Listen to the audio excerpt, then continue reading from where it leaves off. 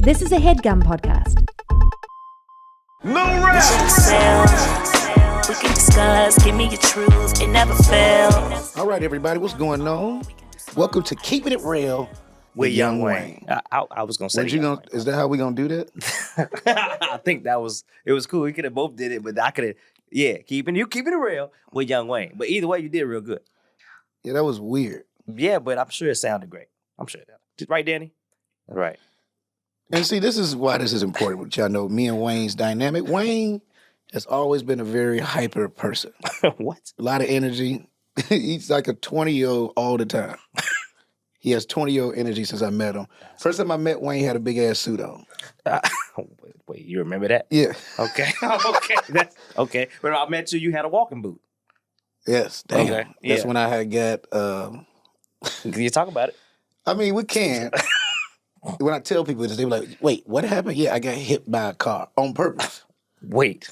Okay, I didn't know that part. Yeah, somebody tried to hit me with their car, and I literally dove out the way, and it caught my ankle. No. Wow. Bad joke? Or... No, this is a true story. I got into it with some dudes at a club. And you know what's crazy? I was in a weird place at the time. So I think they were showing me love, and I was irritated by it. Okay. And then we got into an argument, and then they got in the car to try to hit me, and I dove out the way and just hit my ankle. Imagine telling, like, I was married at the time, so somebody called Verena like, yo, Rel just got hit by a car because he dove out the way. She's like, he did what? He dove out the way? Yeah, but I dove and it hit my ankle. That's that. I mean, you saved your life, but you sacrificed your ankle. Yeah, and I was on a walking boot. And that's when I saw you. And I said, how you out here with your leg in the case? It's a walking boot. And that was it. We became friends after that. But you had a big-ass suit on. I might have had a big-ass suit on. I don't remember. He literally had like a 98 fucking stepfather suit. I was working in my old college. That's what it was. You look like a substitute teacher. I probably was substitute teaching on the side. It was a big-ass suit, though. The suit was big and blue. I remember the suit now. Hey, all right? Had a blue tie, had a blue shirt, and a blue suit. I was awesome. This little short motherfucker with this big-ass suit on. But I was cool. You was good people, and that's how we became friends. I'm surprised you remember that. That's crazy. And you know what's crazy? So this episode is put on, right? That's what we're going to talk about, putting on. Yeah. And when I think about it, right, because the crazy thing about you is that one of my other good friends, Dave Headgum, is your cousin. And I didn't even know that. I was friends with you and Dave without y'all. I didn't even know y'all was cousins until one day we was all together, and y'all like, what up, cuz? I'm like, y'all. It made sense why I was friends with both of y'all. Well, I can tell you what really happened. Go ahead. Okay, so what really happened was we were at a comedy spot with a little bar called DJ's. And you were really, because you was annoyed with everybody at the time, like a lot of people. Yeah. And Dave was one. And I told him that. And it's okay, he knows this. And you was like, man, he always doing this. He always doing, but he's good people. Like you said he was good people, but he always doing this and doing that. I was like, hey, that's my cousin. He was like, for real? You're not real? For real? And I was like, yeah, for real. Like that's my mom's sister. Son. Mom's sister son. That's you don't even know what type of cousin he is, Playboy. What is it? Yeah, mom's sister son, so he's my first cousin. So, and I was like, man, you should really, embrace him, man. He kind of cool. He want to do this comedy. Yeah, he's like, yeah, I know you want to do it. I was like, yeah, but that's the guy. And he was like, all right, whatever. And the next thing you know, y'all was kicking. I mean, that's Dave Headgum. If just to let everybody know, he's a writer, comedian, actor out here from Chicago. Yeah. And, that was one of the cats that used to be with me everywhere. At first, it literally was irritating me. See? But he just was a very consistent friend. Very persistent. And, like, he used to get picked on by other comedians. Like, what you Rel chauffeur or something? You know what I mean? Yeah. And he ended up being a writer on my show. He did. So some of you other people drove me around. Maybe you have a job. Oh, that's the Too busy trying to be me. Oh, wait a minute. No, I'm joking. I'm not joking. You're not joking. But sometimes that's how you get put on. That's how you get put on. I mean, look, I did a lot of things. And so let's talk about that. Like, I could talk about my beginning. Because there's so many phases to who put me on. Like, one of the first people was D. Ray Davis. Okay. And I used to sit at Riddle's Comedy Club for stage time. You know what I mean? Yeah. And I remember comics being like, man, that's like, why are you doing that? That's embarrassing, this and that. But I'm like, no, it gave me the upper hand because I knew who the audience was. People might not know what seating means. So I was seating people at the comedy club, like literally taking them to their seats. I was a host, I guess you could say. I don't know what you call it, but we called it Cedars. Okay, Cedars. And I did it for free at first until one of the girls quit. And I was like, hey, D, can I have her $50? He's in the budget now. Yeah, for real. And that's literally how my career at Riddle started. Mm-hmm. And that was the hottest comedy club in Chicago at the time. We talking about like, used to be a line around the corner to get in there. All the shows sold out. Every dope dealer, bad chick, athlete. I think the first time I ever met Kanye was at Riddle's. Actually. Wow. And said entertainer. Like that's how I met all of them through that comedy club. But yeah, D-Ray put me on first. I used to go out with him, pass out flyers at the clubs, which is where I learned how to do that from. Yeah. That's why when I watched the Kanye documentary, I felt really attached to it because I remember all those moments. Right. Because I was there. Yeah. You know what I'm saying? Like I was literally there. Like when Don C and John Monopoly was managing Kanye and they were still promoting at these parties that we would go to. That's crazy to me. That's why I watch the doc. I'm like way too attached to it. Yeah. You so know what I mean? really enjoyed the documentary. Because I was there. Yeah. I remember like Chicago at that time, when Ye, that first album came out, it was the most inspiring thing. I like showed up at the House of Blues. So two things happened. Me and three other comedians, we bought the CD together, drove around listening to College Dropout. That night he was at the House of Blues, literally I brought my CD there. Okay. But I'm gonna tell you something, that moment, that's why when I was watching the documentary, I was like, I think Ye was the first, honestly, D-Ray and Kanye were two, because they were touchable and reachable to me, and then they, seeing people blow up, I was like, oh, it's a chance I can actually, I can actually do this. You were in it, yeah. Yeah, I was in. I saw it firsthand. Like, man, the man was just doing beats. He was with GLC and them. Yeah. And then next thing you know, he's the biggest hip-hop artist in the world. Crazy. It was crazy to watch. Yeah. And so, same thing with D-Ray. I think when I saw D-Ray in the Through the Wire video, what other arm I spit? Yeah. That was just a moment. Like, oh, shit, D-Ray's in a... Because D-Ray, if you think about it, D-Ray, Duval, Alex Thomas, it was a few cats who was just in rap videos. You know what I'm saying? Like, D-Ray was in a Chris Brown video, too. Duval. Like, they all kind of blew up from that. They did. It was only a few comedians. The ones that did do those rap videos became, like, stars. Yeah, they sure did. That was the move, really. Bam, that was... You know what's crazy? I don't know if I would do a rap. I did who did I do? Oh, yeah, I did do it. I did Nas' video, and I was at one of Jay-Z's videos. That was the one with you and LeBron and Russ and all them, right? At the table. I think about the brunch on Sunday and dang, I want to like... Because when I think about it, it's so funny. I'm a basketball fan. Yes, so being there with Bron and Russell Westbrook, that's when they was going to do that thing, and then everybody's excited. Yeah. Damn. Yeah, that thing to get done. Damn it. It's all good. That brunch jinxed it. Come on, man. It was the brunch, huh? God. It was the brunch. They should have been both at the brunch. You should have picked one. One or the other. Not there, y'all. Now, both of them at the brunch. I remember even the conversation was excitement. Yeah, like the Lakers. Bang. But honestly, man, I mean, look at the West is wide open still. I mean, they're just not in it. But like, they were in it. They had a shot. Like you told me, they have a shot if they had made the playoffs. The Lakers had the oldest team in the history of basketball. They were old. Yeah. That's like if a football team they had Tom Brady, Michael Irvin. Come on, man. And Terrell Owens. Right now. Yeah, today. Lawrence Taylor. Jeez Louise. Like, that's the team. Not Lawrence Taylor. That's how old the Lakers was. Man, come on, man. You could hear the knees cracking on that bench. LeBron said keep that same energy. Well, it's captain. So. LeBron's still good because he spends $1 million a year on his body. Yeah, that's what I've heard. It's a lot of money on your body. $1 million? Yeah, he's still 24. I think he lying, though. Huh?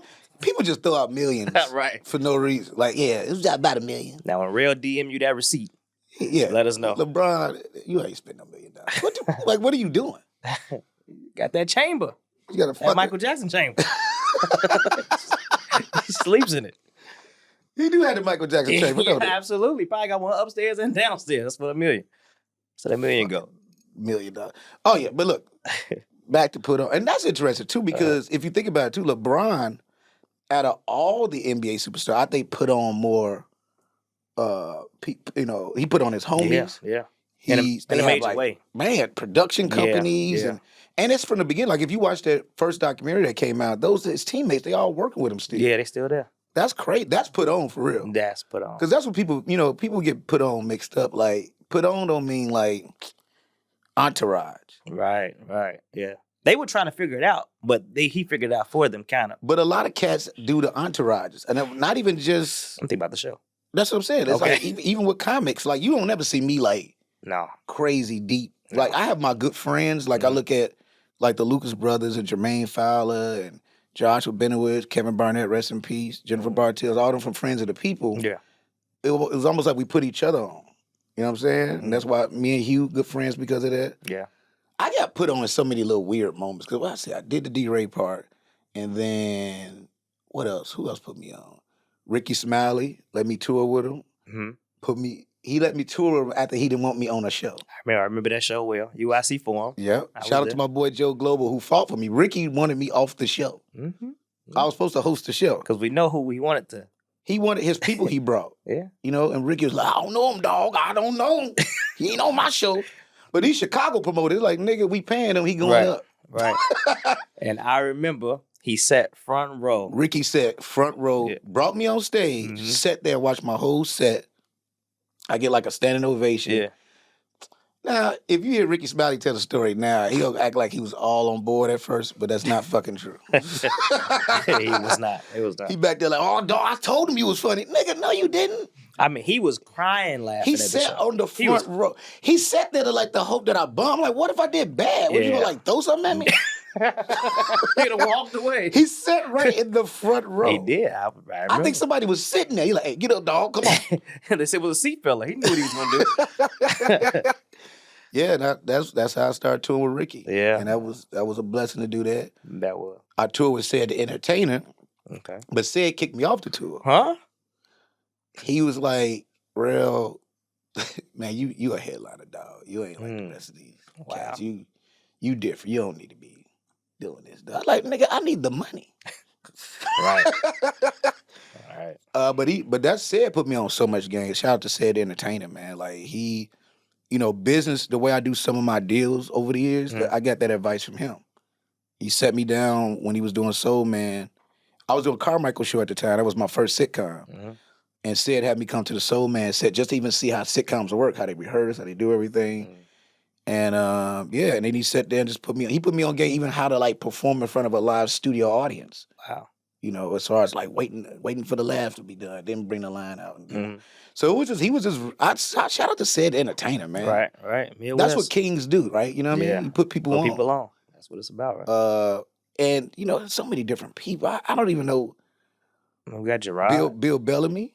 Bill Bellamy, yeah, he was. I'm just going in order before that. Yeah, he was heavy. He always came to City Show Love. But Who Got Jokes is why he came there. Yeah. He didn't know me until we did Who Got Jokes Chicago, and I beat Leon Rogers in the episode. That was like my first.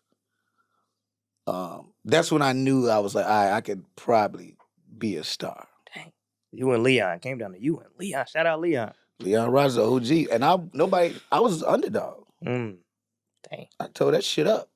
I wonder what the spread was on that one. Plus 400. No spread, bro. Oh, what are you talking about? I went back to sports, man. You know how I do, man. It makes no sense what you just said. Yeah, whatever, man. And that's why I met Tiffany Haddish. Oh, Who Got Jokes? And Who Got Jokes? Oh, wow. I was like, I just won my episode. I'm backstage, just on 10. I hear this girl come back there. You funny in a motherfucker. Hey, you gonna be my best friend. We gonna be in movies together. I'm like, who the fuck are you? And I'm Tiffany Haddish. I mean, that's literally how she came. She like forced our friendship. Sounds about right. not that she forced, but her keeping that person. No, she did. Okay. I didn't know who the fuck. Like, imagine somebody just yelling at you don't know. Hey, friend. All right. You know what I mean? I was Thanks. like, she like, yeah, what it is that you are so funny. I'm like, all right, calm down. But yeah, and she became my first LA friend. So when I came out here to, audition and showcase for different stuff, Tiffany, she would pick me up in this loud ass Geo Metro, which I love the sound of it. Geo Metro, what year was this? Fam, this is like 2000? 2002, something like that. Wow, okay. He's like, right at the airport. I was like, she had to roll the window down. What up, friend? You ready? Yeah. And I'll crash on her couch. I would crash on her couch. And you did every show. And a lot of people don't know. You did You started Comic View was your first one? Comic View was the first one. I did that. And this is back in the day when, like, we used to have to send a tape in and call a phone number. So it was like, I remember the first time I could book Comic View, it was a payphone at the comedy show we was at. Literally 10 comics there on the show. We all waiting at the payphone. The payphone? That's how long ago this was. Sounds like jail. God damn, man. I'm saying, y'all sitting there waiting on the phone? It's crazy. Young niggas kill me. I'm just saying. Yeah, you know what I mean? Like, my kids are like that, too. And they like, I bought an old school Lexus. Yeah. And they like, Dad, like, the way the door unlocked, they was like, wow, this is how locks used to be. I'm like, God damn. You know what I mean? Like, I didn't realize how much they didn't see. Like, it's very, like, even me having a remote control to the sound system. Yeah, nah. They're like, what? Yeah. Like, Daddy got a new old car. But Judah's getting up, be like, dude, why did you do this? Like, are you okay? Yeah. Why would you buy an old car? He got it in an A, right? I was 98. That's from the, it's the same Lexus Jay-Z had in the Can I Live video. Okay. That's nice. You're a hater. I'm just saying. Oh, TikTok ass nigga. Like, you know what I mean? Like, the TikTok generation, man. You don't know what's cool.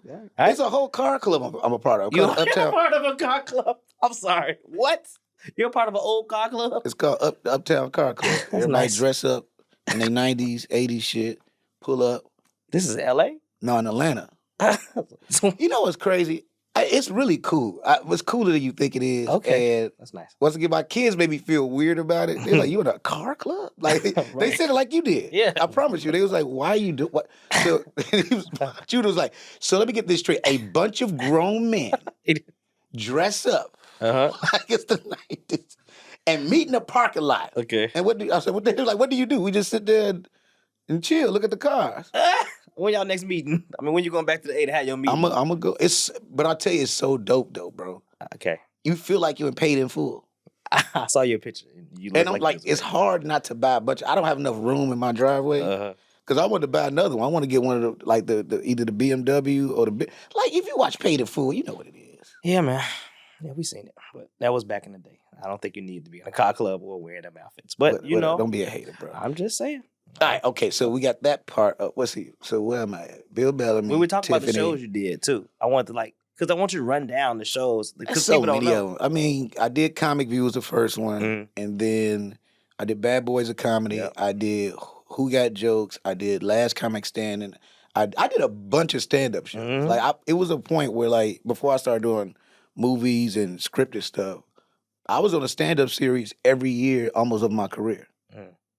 Every year I was on TV. Right. And you do that so you could work on the road. You know what I'm saying? And so like whatever year, I did Comic View every year that it aired from the time I first did it. So I was always on there. You know what I'm saying? Yeah. And for the people who want to see that, I actually found it. Lil Rel PowerPoint. You put that in YouTube, you're going to see that video. The highlight reel. You're dancing and you was, man. What the fuck are you describing? The video. No, that's not. You said dancing. Like, come on, bro. Like, come on. You did that in the video. You made me sound like a sellout. No. Just dancing. Hey, man, wait. I wish they could pull that up. Reel and just see him dancing. I know, but you told your jokes, too, and on top of your dance. Come on, bro. But it was the intro. You don't just throw out dancing. It's the intro music. They going to see it now that I told them. Well, Lil Rel PowerPoint. Oh, we can take it out. No, you leave it there. It's cool. I mean, I was young, too. I think I was 21, 22. Wow. Man, I had a jersey with my name on it. That's what everybody was doing there because you wanted people to remember your name. Exactly. Okay. So we all had jerseys made, me, Meechie, and Wildcat. Meechie Hall, Brian and Wildcat Smith were my roommates. We were all comedians. We lived in Harvey, Illinois. And man, you struggle with people. It's fun. All right. I don't even remember the struggle part. It was so much fun. Like it was times we would have girls in each of our room and then come in the living room and talk about why they still there. That's hilarious. She's still there? Yeah, she's still there, man. Like, man, let me tell you what she did last night. I know they had to hear some of the conversations because it was kind of crazy. So y'all are like college extended. It was like college. I think that's what the comedy world is. It is like college. Yeah. You know what I mean? You get comedians from all, like so many people crashed on our couch that's like stars now. It's crazy. We had the house. Like you came to Chicago, you stayed with us on our couch. You know what I'm saying? As long as you needed to. Dope. Who stayed the longest? No, I'm joking. No. Who stayed the longest? It is somebody who stayed the longest. You know who stayed a lot was Scruncho. Okay. Howie Bells. Spanky Hayes, Cal Grooms, all those different guys. I can name a bunch of people, but That's crazy. but living with them was really dope. Me and Michi got into two real fights. Oh, come on, man. But let me tell you what. So my girlfriend, she was dropping us off at the comedy club, and I don't know what the hell he was arguing about, but Michi called her a bitch. Uh-huh. So she kicked him out the car, and he was like, "Yeah, Rel, let's go." I said, "She mean us, nigga? She kicked you out." And so we get back to the crib, right? He's just standing there pissed. He's like, "Yo, what the fuck was that about?" I was like, "Dude, that's my girlfriend. Like, you called her a bitch. You had to get out the car, bro." "Yeah, but why you ain't come with me?" "Nigga, I'm not you." That's my girlfriend. So we get into this heated argument, and then we get to fighting. Oh, wow. Fighting. Michi, he was winning. Okay. I'm from the west side of Chicago. You got to knock me the fuck out for me to stop. I guess he really stopped. He was like, yeah. And it turned his back. So I jumped on his fucking back and choked him to sleep. Oh, that's what? I choked him. I thought he was dead. And Wildcat was like, "Hey, man, look. You better get a ride to the west side because I'm about to call the police." And then Richie woke up, and this is crazy. He woke up, he's still talking shit. He's like, no strength. So I'm slapping him and shit because he said he talking shit. Real. What's wrong with you, man? But this is the thing about this shit went on for a week. Oh, wow. I had to sleep on my door. So he would come in, and I had to use the bathroom used to be right next to his room. And I remember I snuck to go to the bathroom. I thought it was really quiet, turned the lights on. This is crazy. And I opened the door, he just standing there. Yeah, you think this shit over with? I'm like, ah! Yo, what is going on? It went on for like a week, terrorizing me. And why then you just ain't go stay with your girlfriend? That's a good point. I know I did for a few days. Okay. And then I came back. But the day I came back, because after the bathroom shit, I was scared. Okay. He was just standing there, like, I literally opened the door. He just like popped on. "Yeah, you thought this shit was over." Like, whoa. Like, how long were you fucking standing there, man? This need a reenactment. We need to see this again. It was fucking crazy. That sounds crazy, dog. But then I wake up one day, he's standing over my bed. And I'm like, oh, shit. And I just balled up like this. And he started tickling me. Huh? "You crazy motherfucker." And I'm like, "Oh, we good?" He's like, "Man, yeah, man, that's on me. I should have turned my back." Oh, yeah. And I should have. Yeah, you should have knocked me the fuck out, right? You shouldn't have choked him out. Dude, I will jump on a motherfucker back and choke. Wow. I did that shit. But yeah, that happened. Okay. Back to put on. So. Oh yeah, but that's about putting on too, because them, like Michi and Wildcat put me on. The reason why I do a lot of my family material is because of them. Wow. Because we used to go on these road trips, and I would just be telling these stories in the car. They're like, "Why you not doing that shit on stage?" I'm like, "I don't know. I think people's gonna think that's funny. Like, do it on stage." Right. And that's what I started doing. My mom and everybody on stage is because of them challenging me. Yeah. So yeah, we had that. You know, who put me into now my breakout into TV for real is because of Key and Ivory Wayans. Really? When I booked the 11 Color reboot, which most people don't know if we even did a reboot, but they were bringing the 11 Color back as a special. It was going to be the old cast and the new cast. And first of all, that process was crazy, right? Like, I remember I had to audition it. So okay, here we go. When they was looking for people for 11 Color, none of the comics would tell me in Chicago. Of course not. Of course not. The only person that did was Calvin Evans. Wow. Shout out to Calvin That's Evans. my man, Calvin Evans. And I was able to send some in, but they didn't even get to them because the cast of person, whatever.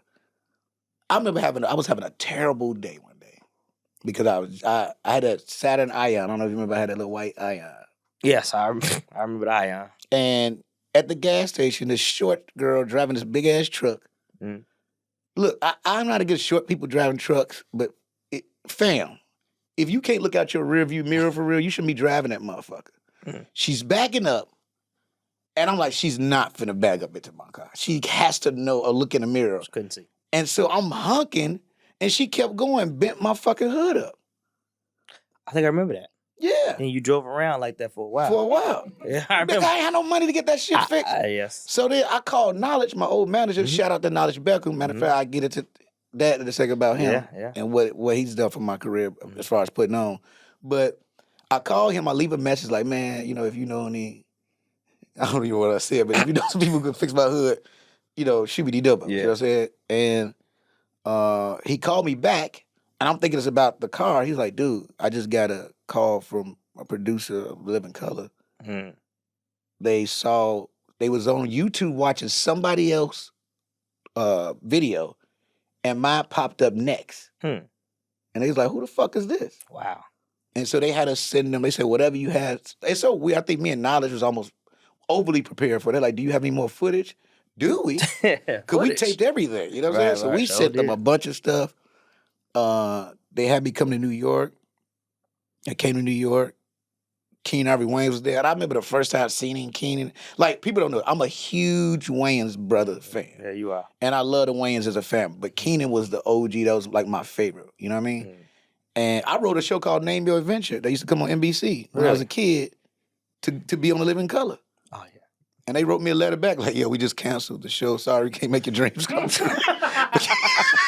And it's a real shit. Imagine reading that as a kid, cancel the show, and I ain't know what the fuck that meant. Oh, man. So I just canceled. I was just watching the episode yesterday. They wrote you a Sorry, letter back. can't make your dreams come true. But keep it pushing, keep on dreaming. Like, motherfucker. That might be the first time I cursed out loud. My parents heard it. Wow. Motherfucker. Won't be this show. Yeah, so look, that happens, and so Keenan's there. It's like looking at a comedy guy walk in. Right. You know, them dudes are tall, too. You know what I mean? And he walks in, and he's sitting there. And I remember, this is New York, so all the comics had, like, their family there and friends. I'm on stage. I could see people trying not to laugh at me on purpose. Yeah. Like, literally making sure they kept their laughs for who they supported. But I brought that shit out of them. Dang. And I was drenching in sweat.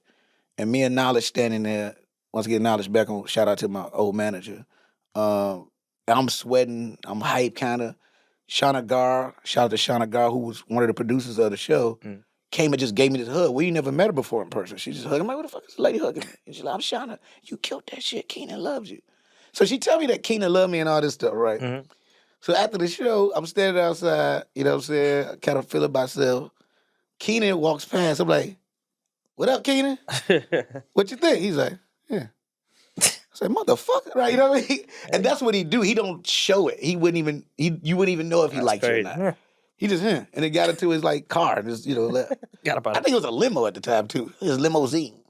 Wow. But then I got a call back to come to LA to showcase in front of him and the producers. And this was like 2013? 2011. 2011? Yeah. Like 2010, 2011, maybe around that time, yeah. Okay. And then I get to LA, and the first day we were there, that's why I met Jermaine Fowler for the first time. Wow. We had you had Jermaine there, you had Keenan, Kel Mitchell, like all the comics you could think of that did in person. Like, it was crazy. Mm-hmm. And I did all my original characters. And before we even did it, Keenan was like putting us on game, and he like brought up a couple of my bits. Like, yeah, Lil Rel has this bit that he does this, and I'm like, oh shit, he know my bits. Mm-hmm. And man, I booked in Living Color. Crazy. And I thought I was gone after that. Like, I was throwing parties and shit. I remember. Shows, like Lil Rel, Living Color, baby. Yeah. And we talked about, I think you did shows and talked about it. But I don't think you wanted to give it up. You said I did it something once amazing. They announced it. Because that was like my first official like deadline variety announcement thing. I'm like, I'm in the fucking Living Color. Because you booked it, Jermaine? Me, Jermaine, Jim Bartels is how we met. Yep. Josh Duvendek, who ended up doing my show Rel, he played the racist guy in the hospital. Yeah. Wow. Who else was it? Oh, and Callie Hawk. Callie Hawk. But here we go. This is where the crazy story. And I'm glad I could tell this story now because I told this story once. Somebody misconstrued my words. Mm-mm. It became a thing. And I had to call Keenan. I was there in tears. Like, man, I did not say that.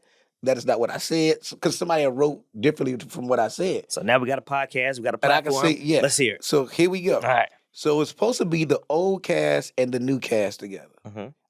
When I tell you the Home of the Clown sketches, it was finna be magical. We got these scripts. This shit is exciting. I'm meeting, you see, it's finna be fucking crazy. The first day of shooting, I show up on set. I see David Allegre. I said, David, where you going? He's like, nah, we're not doing it. I said, who not doing it? So the old cast, for whatever reason, I think it was, to this day, I don't really know for real, but they didn't do it. And I think because Fox may have been disrespectful to him. I don't remember. But whatever it was, that's what happened. Mm-hmm. He leaves the set. Now we're all panicking because all the sketches that were written for us to do that we rehearsed, We ain't doing them no more. Wow. So then I thought this was, man, they were just sliding scripts under the door. I had to learn in that moment. What? I'm like, is this how fucking TV works? This is fucking intense. Here. For real. It was so intense. But I learned so fucking much. Wow. I felt like a basketball recruit. Like, because that was my first TV series. And I didn't have an agent at the time. Mm-hmm. So when I would come from set, in the hotel lobby be a bunch of agents. Just waiting to like buy me drinks or dinner just to meet this and that. And it was fucking crazy. Mm. That's actually where I met AD at, Anthony Davis. Oh, dang, for real? Yep. He was a rookie. Yep. Yeah. He was I think Kentucky might have just won or something. Yeah. Yep. And he was in the lot. And he had agents. Like, it was so weird. It was at the W to LA. Hollywood? Yeah. Wow. Yep. That's where I stayed at. I stayed there for like a month and a half, something like that, because it was how long it took us to do the pilot and stuff. Wow. And man, it was so much fun. I learned so much from Keenan. Mm-hmm. A lot of people were intimidated by him. Like the writers, they were like scared of him. You know, you could tell people who never been around older black men. They were so fucking scared of him. But I knew that shit. That's my family. You know what I'm saying? Right. I actually was annoying him most of the time. Because he liked to eat lunch by himself, but I was like, fuck that. So I used to sit there. One day he's like, dude, Rel, you can eat. There's so many other tables. I was like, nope. Never thought I'd meet you. Here I go. And man, but he used to tell me all these great stories at lunch. Yeah. Man. Some great stories. Oh, wow. And I learned a lot from Keenan. I really applaud him for, like, every once in a while I'll send him stuff. They'll be like, what do you think it is? Or, you know, this and that. You know, Damon Wayans is the OG is amazing. You know, that's I think he's really one of the most underappreciated, underrated stand-up comics of all time. Actually. Really? Damon Wayans. Okay. Yeah, he's brilliant. And so Keenan did that. But this is what I learned too.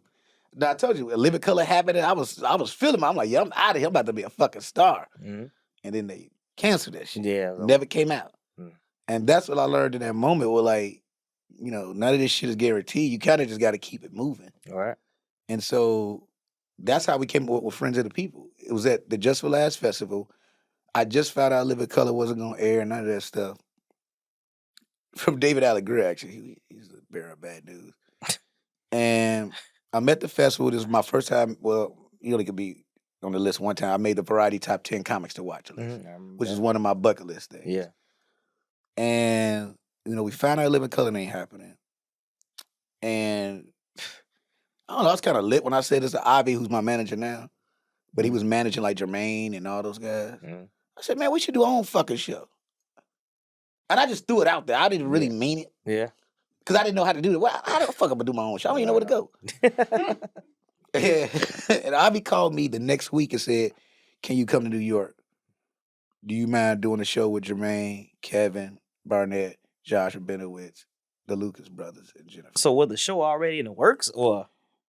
Jermaine already had a sketch series he was thinking about doing. Oh, okay.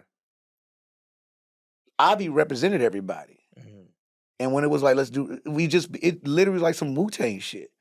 Yeah. We met in 1 week, wrote out the sketches to pitch. We sold that shit the day we pitched it. Wow. And we sold that shit in the room. That's the first time. I've done it several times now. I've sold shit in the room like a bunch of times now. But that was the first time it happened. I'm like, yo, is that it? I remember Avi coming outside with his fist up. Yeah. Because we did it with Comedy Central first before we went to True. And yeah, but that's when it was called Legion of Goons. Legion of Goons. I remember you telling me that. The Legion of Goons. But this speaks to, like, basically we're putting on you were with the right people. You know, y'all had the same management. So in that right room. So literally, it's all about, you know, being a part of the right team. Well, that's the day too. I wasn't signed to Ivy yet. I was still with Knowledge. I only signed with Ivy. So quick story, Knowledge Beckham was my first manager. Well, no, I wouldn't say first manager. My first best manager. Come on, man. I'm being honest. My first best manager? Yeah, for real. Put it on a t-shirt. Some people, shibbity dubbo. But Knowledge was, man, one of the, like, he's really like my big brother, even to this day. It was just a partnership, man. We did everything together. We worked together. We created together. Whatever ideas I had, he helped me execute that shit. Knowledge even told me not to get married.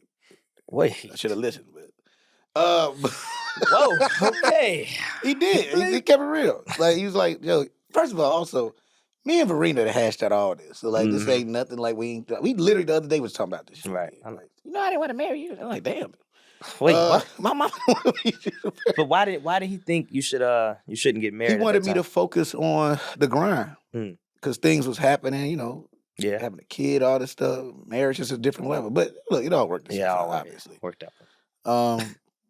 But Ivy came to knowledge first and said, yo, I know, you manage Rel, but I would love to bring him a part of this. And, I'm at 3 yards, da-da-da-da-da.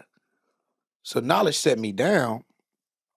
It was like, yo, let's talk. I said, what's up? He said, yo, Ivy, me and him had to talk about him possibly taking over as your manager. I'm like, nah, bro, nah, I don't want to do that. Like, we said we gonna see this shit through. You my man, I trust you, blah, blah, blah. But knowledge was like, look, man, he's gonna be able to take you over the ceiling we keep hitting.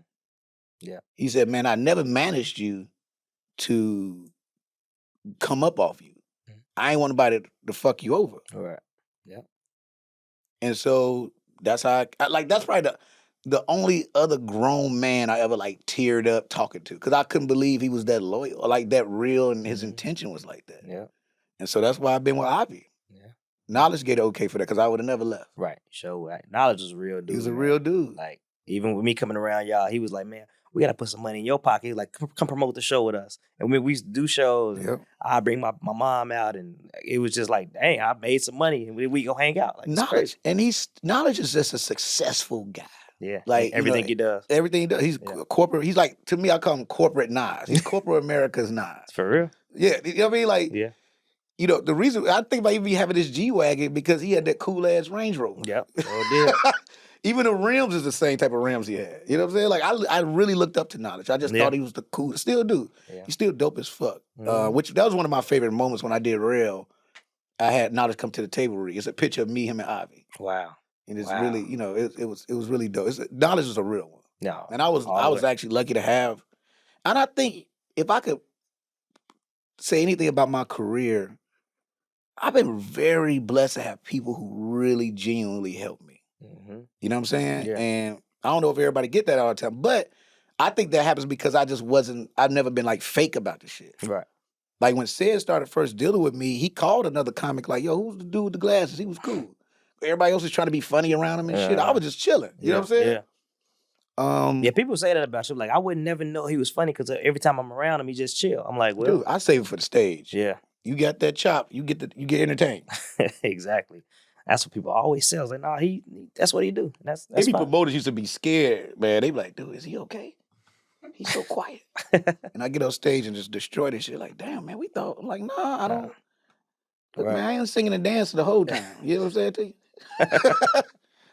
That's hilarious. But yeah, that's a great put on story. I mean, like the Living Color thing. Now the movie thing. Well, let's go. Carmichael Show. Gerard. So Gerard Carmichael is a very interesting guy. Very. He downplays all his success. He's never excited. I've always been way more excited for his shit than him. A lot of people call him like, dude, you got to deal with NBC. He's like, yeah. But this is what Gerard told me. He said, you know why I'm like that? I said, why? He said, because I'm already thinking about how much work I got to do. Wow. That's an interesting way to think about things. Yeah, he's like, yeah, it's cool, but I'm chilling because I'm thinking about how much shit I got to do to execute this. And I'm like, oh, that makes fucking sense. That's how we became close too. Me and Gerard, he was in New York City. He's friends. All this is, the Lucas brothers, Jermaine. One thing, I keep bringing them up, what I love about them is they the ones that gave me that young energy back into comedy. When you start kind of coming up with these bitter motherfuckers, that shit comes down, it seeps down on you. Yeah. So when I met Jermaine, who was like the first one who irritated the fuck out of me, because he was always so happy. I'm like, what the hell is your problem? You know what I mean? Like, bouncing. Like when we was doing the Living Color, he's like, oh, we got our per diem. He's like, yeah, oh, you want to get PlayStations? I'm like, nigga, no. I need to get diapers, motherfucker. Like, but then that Friends of the People energy from the Lucas brothers, like they just changed the energy. Yeah. Because I met the other nerds. Yeah. comedy nerds that I hope existed. Right. And that's who they are. And then Gerard's a part of that. Gerard's a huge part of that. Like, you know, it's so funny. When he first did the Carmichael Show the first time, he had me read for it. And everybody loved me. Mm-hmm. The producers, the writers, NBC. And I'm like, what the fuck is the problem? Well, Gerard is the one with the problem. I said, Gerard? He asked me to fucking read for this shit. And I called him. He was just like, at the time, because the character, the first version of it was him and his friends being roommates, him and his homies living together. And the energy I was bringing to the character, he was like, that's not for this particular character. And he's very specific like that. So by the time he decided to rewrite it and make it his family, he just took what I did the first time and made that into Bobby Carmichael. Which is why I didn't audition for it. I just tested for it. Right. Because they didn't know who the fuck I was. They wasn't just going to offer me that shit. And so instead of throwing you to the wayside, let me build around him because I didn't want him to be a part of this. Yeah. And that's putting on. And Gerard, put on, he's one of the most brilliant, hardworking people I've ever fucking met. 100%, I agree with that. I think he's the person that kicked off, when you see what Issa's doing, and Quinta, and Donald Glover, and even Link, like, Gerard was first in that group. Yeah. Executive producer, writing, starring in, really putting his hand in that shit. He did that shit first. And that's what makes him brilliant. You know, like, just to see where he's at now, he's just, but he's younger than me and put me on. He put me and Tiff on. Like, you wouldn't, it's crazy what Carmichael Show did for, like, I remember, like, this is how beautiful that was. When Get Out came out, we were still doing Carmichael Show. I remember. And just seeing how proud David Allen Grill or Red Divine and all them was, because the movie was doing well. They're like, and then Girls Trip comes out. Yeah. But we're still doing the Carmichael Show.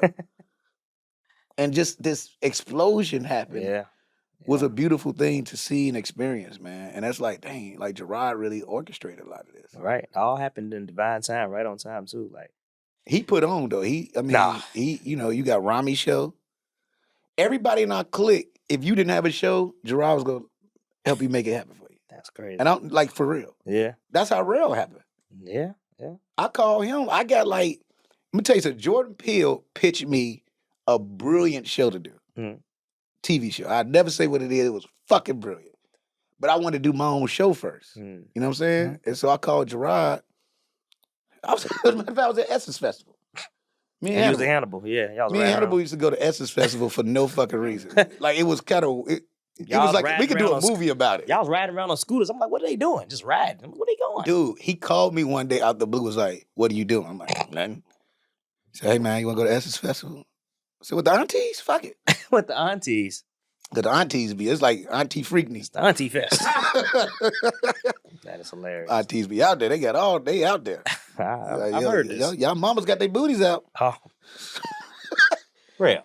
I'm just being honest. That shit is like old school Freakney. Come on, man. Like, damn, look at all these motherfuckers out here. Like, they'd be like the gospel fest. You're like, oh.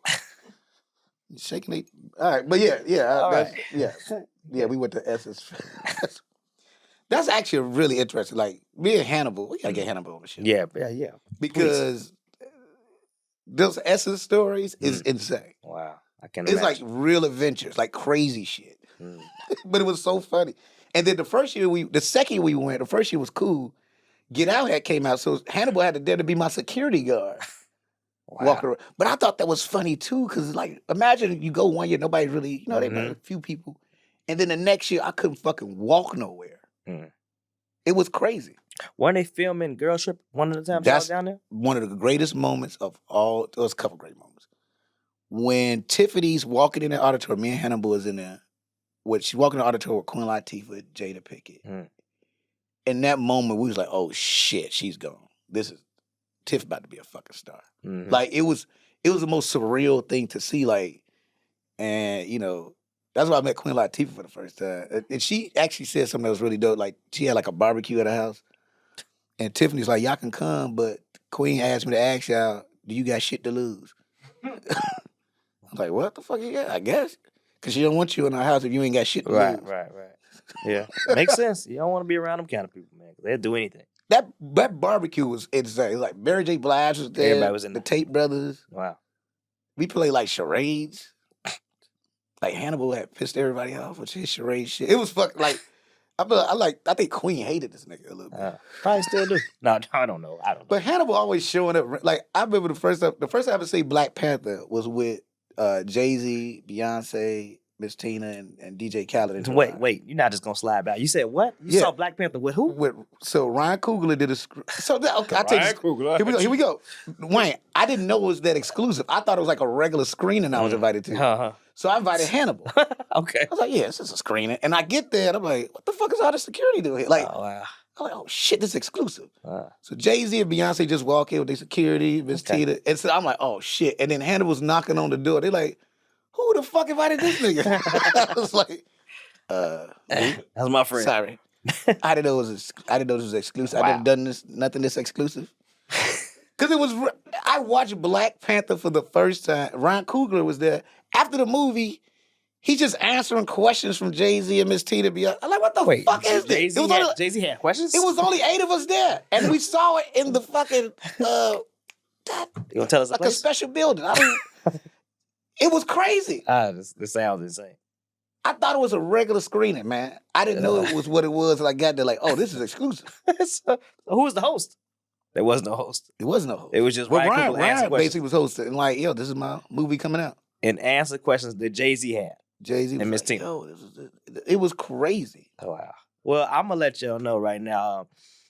I ain't seen the movie yet. Black Panther. Yeah, man. Hmm? Dude, when you said that shit to me, I am in shock. Yeah. You might be the only I'm pretty sure I'm not the only. black person. I'll start a Facebook group or Instagram. Well, you're going to be a bunch of Republicans and shit, brother. People that haven't seen Black Panther. I saw the part. I saw a couple parts. I saw Mike was in there. He had some hair on his head. Why haven't he you was in the seen it, store. Wayne? I don't watch Marvel movies and no kind of fighting, no action. I don't like none of that. None of that. What the fuck else you ain't seen? You really want to start Yeah, this? go ahead. I'm interested. I mean, Spider-Man. Wait. You ain't never seen a Spider-Man. They Nah, I did know- 3 different fucking Spider-Mans. I know the meme. What? That. You've never seen a Spider-Man Nobody movie. watching that. What the fuck you thought he just made like $1 billion? Well, all the other people, but just not me. I don't watch that. Nope. I seen Batman, the first one, You're a when sick I was like man. 3 or 6. What? So wait, you don't like action movies? Man. What was Have you What? ever seen Die Hard? What's that? Who died? You never seen Die Hard with Bruce Willis? How hard did he die? I have no idea who that is. So wait, you ain't never seen no action movie. Fast and Furious? I've never seen that either. What the fuck do you watch? Rom-coms? Yes. I mean, it's cool. I love a rom-com. Rom-coms are good, yes. I've never seen action movie. Give me some action movies. Danny. The action Karate movie? Kid. Yes, that's an action movie. I love that. There's karate in it. Yeah. Yeah, I seen the first one. I ain't watched the other ones. No. Let me think of Home Alone. Yeah. That's an action movie to A you? lot of action in there. The Sticky Bandits. You never seen Beverly Hills Cop? Oh, of course. Says Eddie Murphy now. So the comedy joints you'll watch? Yeah. Like Rush Hour, shit like Yeah, that? yeah, I seen Rush Hour. Yeah, give me another one though. What's another action movie everybody seen? I would watch no Marvel, none of that. No.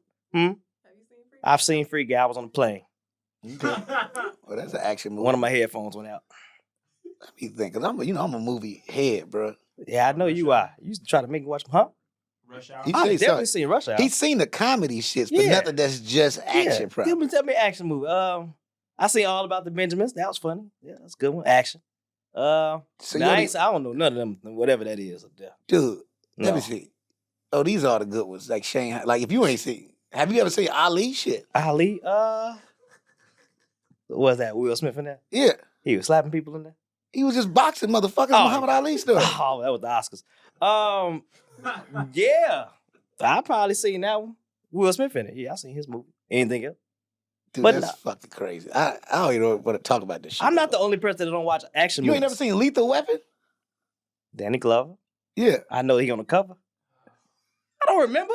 It's old, man. Give me something new. If I'd watched it when I was 6. Fuck you talking about? Have you ever seen The Last Dragon? Man, I would throw this Bruce fucking Leroy. mug. Yes. Have you seen it? Probably a little bit. It's a long time. Give me a newer The fuck movie. is you talking about? Ooh, I know a little bit, but I don't remember. think what's the You're day? crazy, man. All the new things, no. When you go on dates? What do y'all go see? You take a girl to the movies? I don't go to the movies. I don't go to the movies, bro. You don't go to the movies? The last movie. Oh, I did see one of the Batmans with Bane. That was the last time I went to the movies. So you never went on a date at the movies? Years ago. Who remembers? What is wrong with you, man? Harry Potter? Where do you go? Where do you go on dates? Food. Eat. That's what they like. Women love eat, right? Women say we're always hungry. So that's the first thing you do. And then you find like little things to do with them. Well, if you do, you got to take them to good places. April told a story about this dude that took her to. April, where you take you? He took me to a place called Slim and Husky's. Oh, the pizza spot. It's Nashville. Everybody loved this shit but her. Yeah. The way she talked about it, as if he took her to fucking Taco Bell. Right. He told me he was going to surprise me. Surprise. For dinner. And it was Slim and Husky's. Mm-hmm. You know, a surprise would have been like Ocean Air or Mastro. Wow. Or, Wow. you know. Wow. That's really ridiculous. That's bougie shit. Yeah, that's sad. He took you to Slim and I Husky's. thought you were different. You're from Kentucky. You act like you're from Everybody she's told this story to was like, damn, you tripping. Right. Like if he took you to like the hot dog shack or something. The pizza is good, but it's not like a surprise. Like he could have just told me. Like when I asked where we were going, he could have just said. So, well, April, first of all, anything is a surprise if you don't know where you're going. That's true. If he took you to Walgreens, like, you ain't know he's taking you. Surprise. And I surprised him when I said, well, we ain't going back out no more. But did you get dressed? Like Yes. Dressed all the way up? Oh, that's I had bad. started to. Oh, okay. And then he had like responded and was like, oh, just so you know, like it's like pretty casual. And so I'm like, okay. Well, Pretty casual. let me take the bodysuit off. Let me just put the sweat on. Let me put these pajamas on. Yeah, Slim and Huskies you don't get dressed up for that. But see, that's what. So you've only and I know we went off the put on shit, but I'm too fascinated by this. Huh? Where do you go on dates? You just feed them. I can't. I don't know. Let me think this out. Let's see. You know, We'll play. But Dave and Buster's was a good spot before. But here we go. We talking about put on, but then this actually goes to putting you on too, right? Putting you on some game. This is happening. You got to go to more places than food places. Bro. What's your play? Universal Studios. That's you, your man. bag. We go. I'm about to go to Universal Studios. Then we gonna go to Bubba Gump, and then yeah, it's a movie theater there. So you like that's probably your whole little thing. And that's it. If that's your first date for everybody, Man, you kiss my ass. I'm just saying. I told your first date. That's probably what it is, ain't it? Am I right? Did I hit him on the head? Good. Give me the target. Now Damn. every woman he's taking out is going to They gonna bring that shit up and I just took Danella to and her daughter to Universal. Okay, so that's on good. one date, Okay, so don't do that again. But I've done. But I'm gonna put you on game real quick. Put me on. I'm putting you on. Here we go.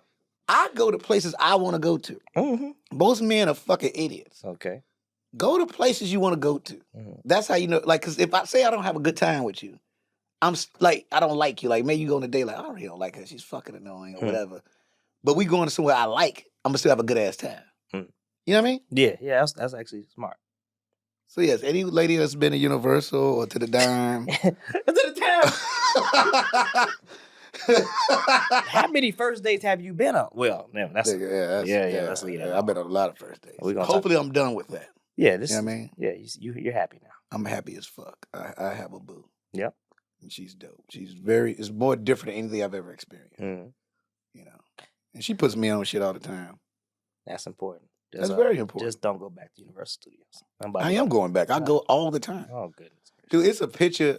I got a find of because I would go by myself a lot actually. Uh-huh. But it's like Jill Scott was there with her son. It's like I kept like weirdly getting on the same rides with them. So we like in the same photos and shit, like a little family and shit. That's hilarious. Where's this picture? I gotta find it so random.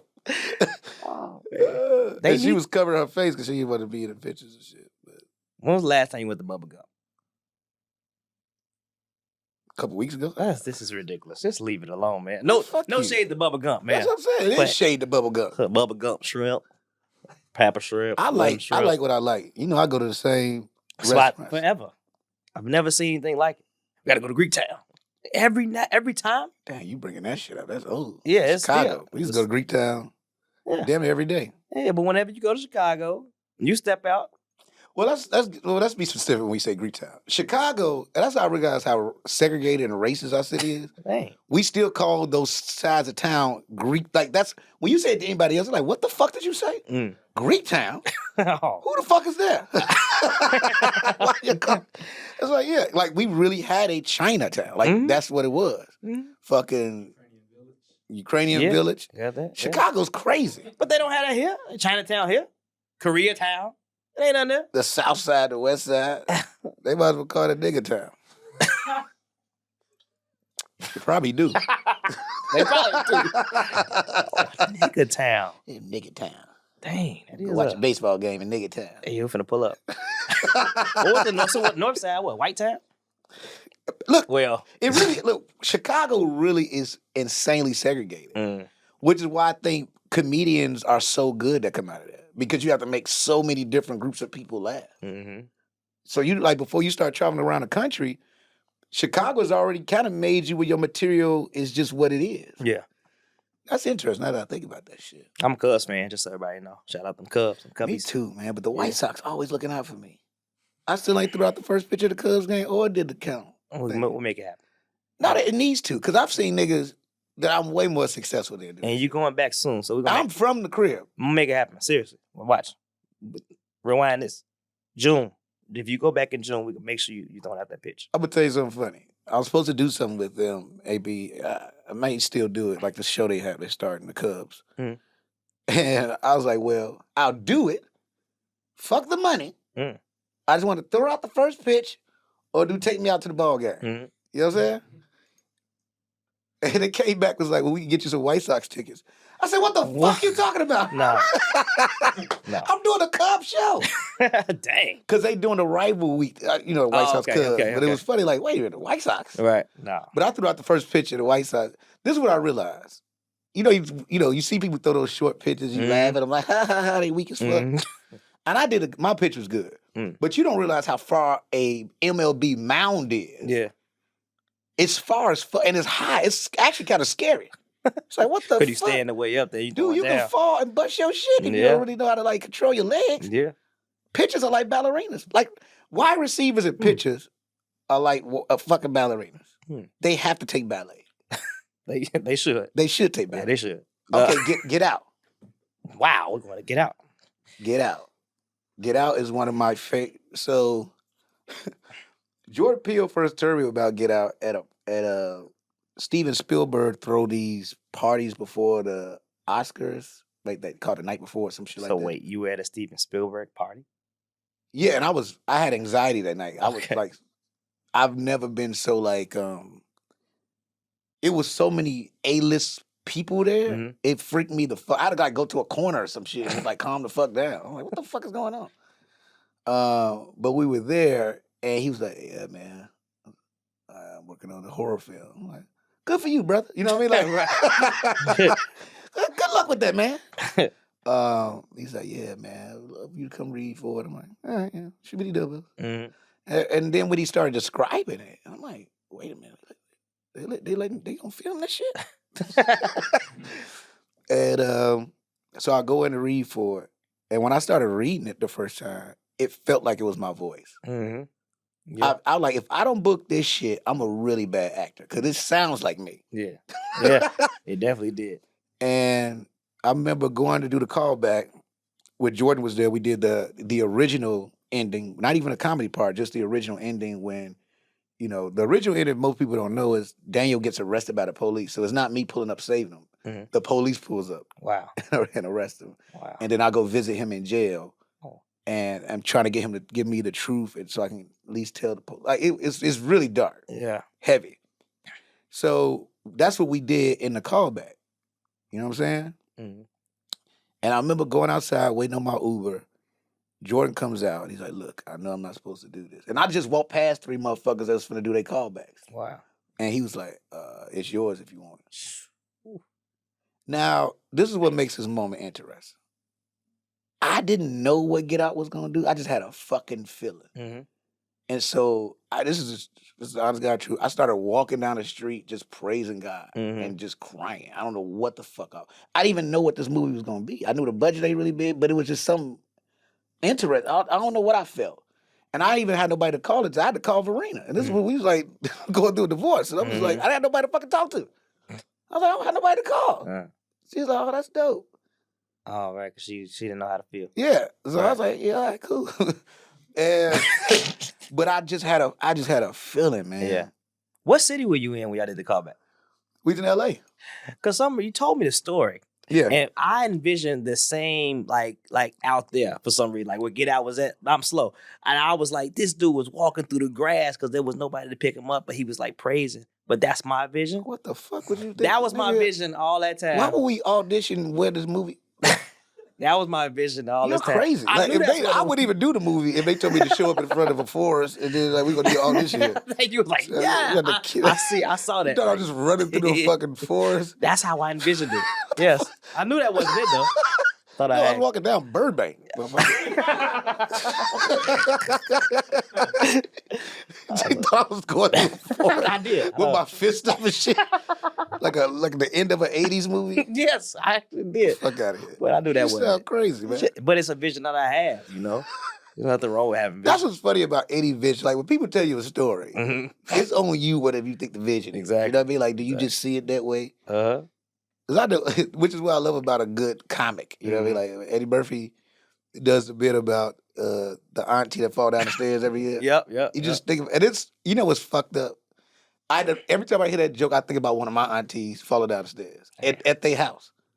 That's not funny. No, I mean, I don't want that to happen, but I'm just saying, you know. Yeah. Put on.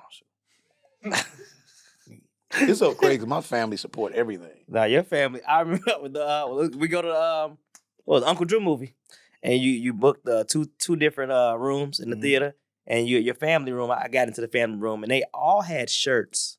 It said Lil Rel's fam. Yeah, Lil Rel's fam. It was like 50 people, maybe more. Yeah, I think they might have filled the whole thing. They still throw those shirts on.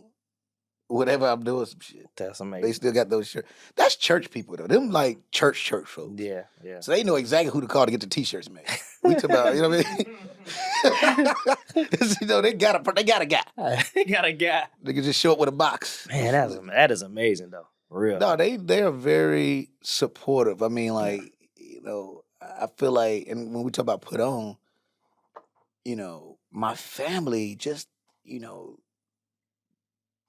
the way they talked about all of us being great a lot of the times is a big deal. When you grew up and that's what they're constantly like when I decided to do comedy, everybody's like, what the fuck you doing? I'm like, well, nigga, y'all told me if I put my mind to it, I could do anything. And then I'd pick something, then you get mad. Right. But I'm like, y'all raised me so well, I don't give a fuck what you think. Yeah, they put that in, they planted that. Yeah. And so like, I remember when I first moved to New York for Friends of the People, they gave me like this Antoine Fisher-ass dinner. Just straight up. And all the elders went around the table apologizing to me for not believing in what was going on. That's amazing.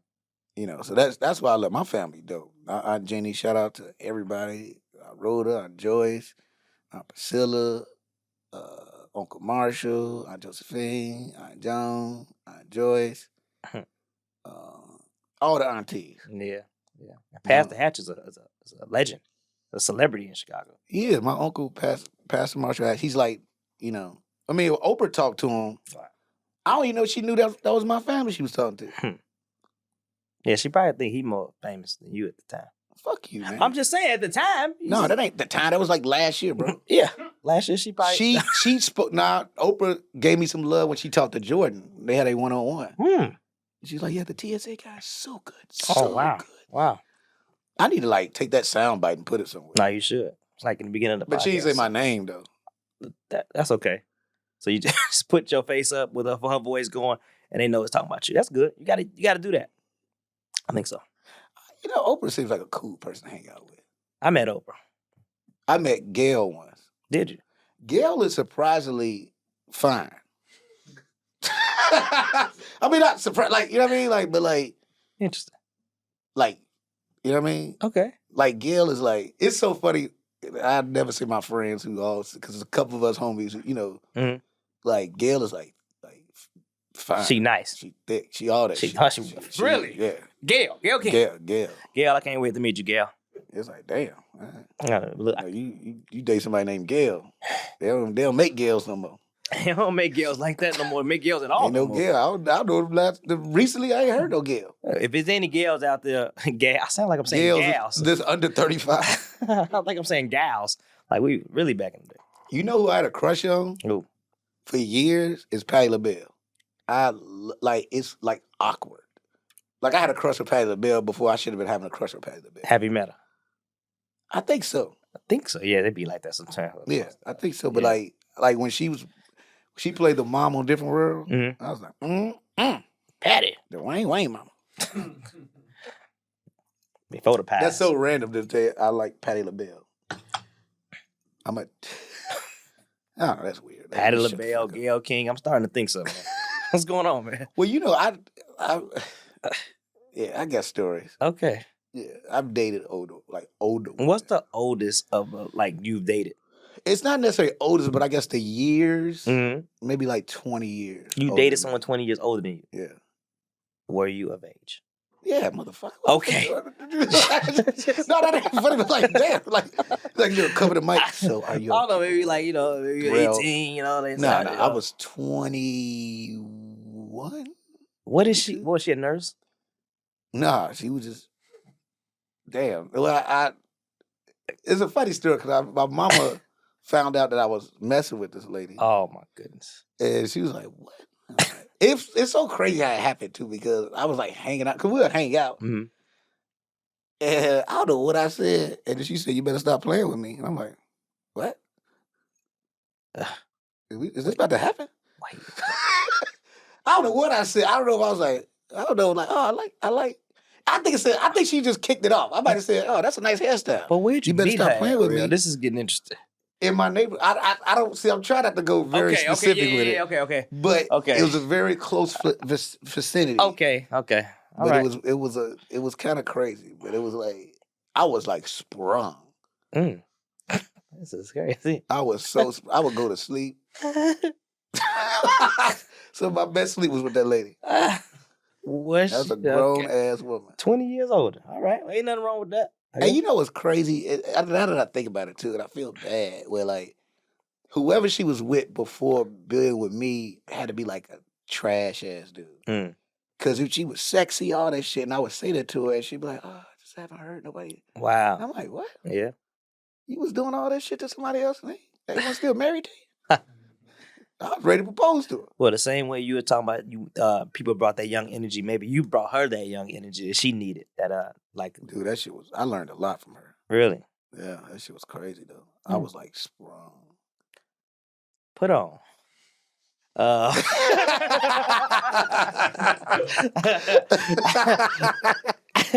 Uncle Drew. So you did. How'd you get that? How'd that?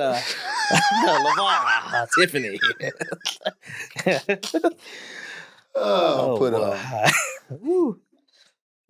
That's what makes this fun. Yeah. Right? I think this is what makes podcasts cool. Yeah. And then, you can go back to whatever you're talking about. Yeah, get back to it. But when you venture off, is it's where the gyms are at. It's where the gyms at, man. Yeah, that's where they at. That's where they at. Danny, you got us, man. Damn it, Danny.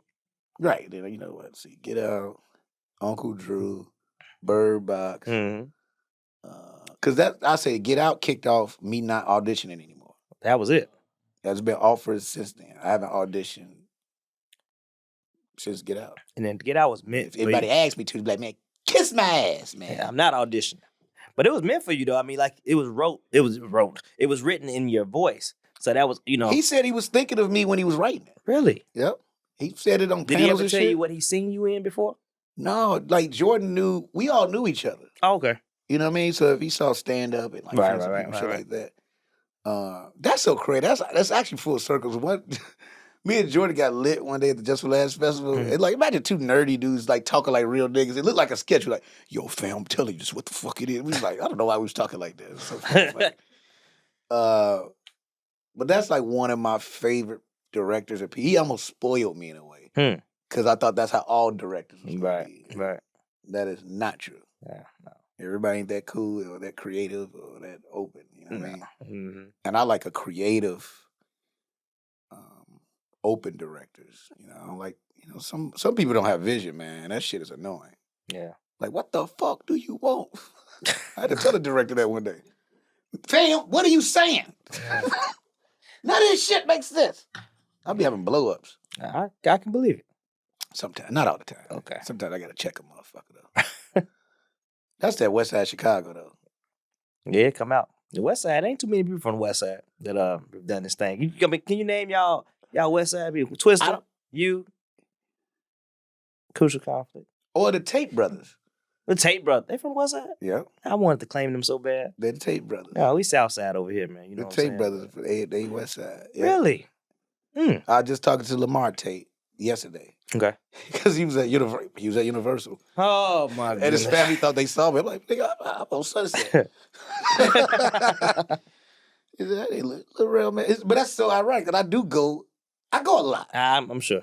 I go to Universal Studios. Like, yeah, I'm about to go to the gas station. You know about that? I'm going to go to Universal Studios real quick and park my car there. Pretty much. That's real. Yeah. Because also at that city, my jersey store there. Where I be buying all my jerseys at. Really? Yeah. You're putting people on to your spot. They don't have WNBA jerseys. Oh, we got to fix that. We got to fix that. I said that to them. Yeah. It's crazy. Because I would look at, I'm a big WNBA fan. Mm-hmm. So like that's, man, I got, my signed basketball from the sky. Mm-hmm. Championship one? I don't know which one it is, but it ain't championship. Ivy got it for me as a gift. Oh, yeah. Really dope. Sit right on my shelf.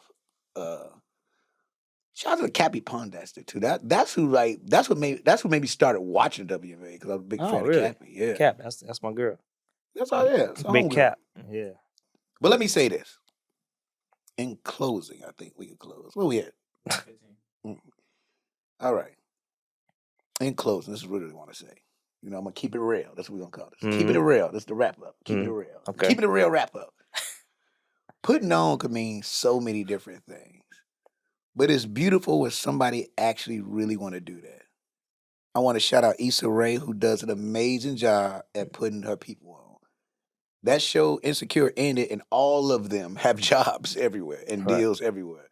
That is putting on. Mm-hmm. You see what Lena Waithe does with all these different opportunities, those different shows, and getting people, like, that's putting on. Mm-hmm. What Ava DuVernay does is putting on, like, one of the best to do that.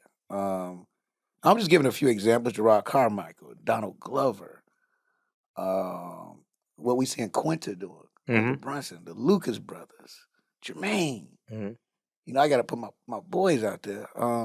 And I think I do a really good job at it. Mm-hmm. I've always tried to figure out a way to spread the wealth and opportunities out. That's one of the reasons when I had my show Rel, that's why I loved it, because I was able to give opportunities to people. Mm-hmm.